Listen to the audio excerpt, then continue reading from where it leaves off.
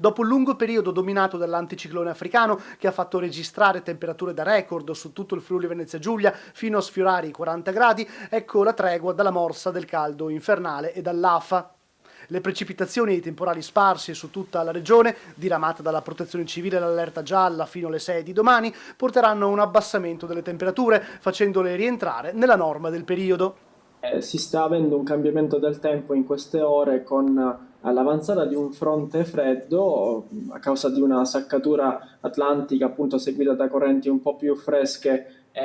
di natura oceanica e nelle prossime ore il fronte arriverà sul nord Italia, darà i suoi massimi effetti sulla pianura padana tra il Piemonte, la Lombardia e il Veneto, ma anche sulla nostra regione arriveranno delle piogge, dei rovesci, dei temporali sparsi che non saranno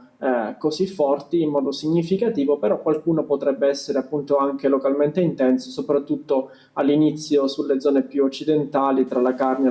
le prealpi carniche e il Pordenonese, poi verso la tarda sera notte qualche temporale potrebbe interessare anche le zone costiere